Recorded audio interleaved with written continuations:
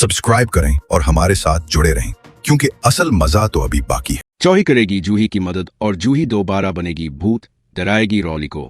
क्योंकि रॉली से सच अलिफाग लिवाने के लिए जूही ने भूत बनकर इसे डराने की अच्छी खासी कोशिश तो की थी, मगर अब चौही की वजह से रूही का सच रॉली के सामने आ चुका है कि रूही बिल्कुल सही सलामत है। जिसके बाद रूही एक बड़े खतरे में फंसने वाली है, क्योंकि रॉली को लगता है कि इसे डराने के लिए खुद रूही आई थी। इसीलिए वो जल्दबाजी में रूही पर हमला करके इसे बेहोश कर देती है। अब कहानी और भी दिलचस्प हो जाती है, क्योंकि रॉली घर वालों से छपकर रूही को स्टोर रूम में बंद कर देती है ताकि ये सच के रूही जिंदा है, किसी के सामने ना आ सके। लेकिन जब रॉली इसे बंद करके अपने कमरे में सोने चली जाती है तो कुछ देर बाद रूही को होश आ जाता है और वो किसी ना किसी तरह खुद को छुड़वा कर इस कमरे से भाग निकलती है और वापस अपने कमरे में चली जाती है। अगली सुबह रॉली फौरन मधुबाला के पास जाती है और इसे सारी बात बताती है कि रूही जिंदा है और गुज़श्ता रात रूही ने भूत बनकर रॉली को डराने की कोशिश की, जिस पर रॉली ने पीछे से हमला करके रूही को बेहोश कर दिया। मधुबाला को रॉली की बात पर यकीन नहीं आता और वो समझती है कि रॉली ने कोई ख्वाब देखा है। इसीलिए मधुबाला कहती है कि अगर ऐसी बात है तो वो खुद रूही को देखना चाहती है। मगर जब रॉली मधुबाला को स्टोर रूम में ले जाती है तो वहां कोई नहीं होता। ये देखकर रॉली के होश अलिफाल जाते हैं और वो परेशान हो जाती है कि आखिर रूही कहाँ चली गई, क्योंकि इसे अच्छी तरह याद था कि रूही को इसी कमरे में बंद किया था। मधुबाला रॉली से कहती है कि इसे किसी अच्छे डॉक्टर से इलाज करवाना चाहिए ताकि इसे ऐसे अजीब ख्वाब ना आए। रॉली भी उलझन में पड़ जाती है कि कहीं वो सच में कोई ख्वाब तो नहीं देख रही थी, मगर इसे याद आता है कि जब इसने पहली बार रूही को देखा था तो इसने रूही के हाथ पर चोट लगा दी थी, जिससे खून भी निकला था। और ये बात वो नहीं जानती थी कि वो रूही नहीं बल्कि चौही थी। इसीलिए रॉली फैसला करती है कि वो घर के सब अफराद के हाथ देखेगी।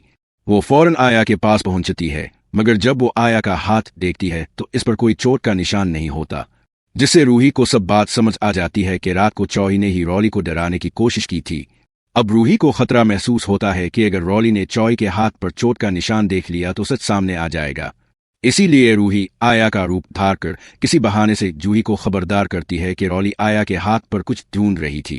ये सुनकर जूही फौरन होशियार हो जाती है और अपने हाथ पर ऐसी क्रीम लगा लेती है जिससे चोट का निशान छप जाए। फिर जब रॉली जूही के कमरे में आकर इसका हाथ देखती है तो इसे किसी भी हाथ पर कोई चोट नजर नहीं आती। रॉली और ज्यादा उलझ जाती है कि आखिर जो कुछ रात को हुआ वो सच था आ कोई वहम। ये सब देखकर चौही राहत का सांस लेती है और दिल ही दिल में आया का शुक्रिया अदा करती है कि इसकी वजह से आज जूही बच गई। मगर अब जूही का शक यकीन में बदल चुका है कि रूही को उन्होंने रॉली की वजह से खुद दिया था, क्योंकि जूही ने खुद रॉली के मुंह से सब कुछ सुन लिया था। इसीलिए अब जूही रॉली से हर हाल में रूही का बदला लेने का फैसला करती है।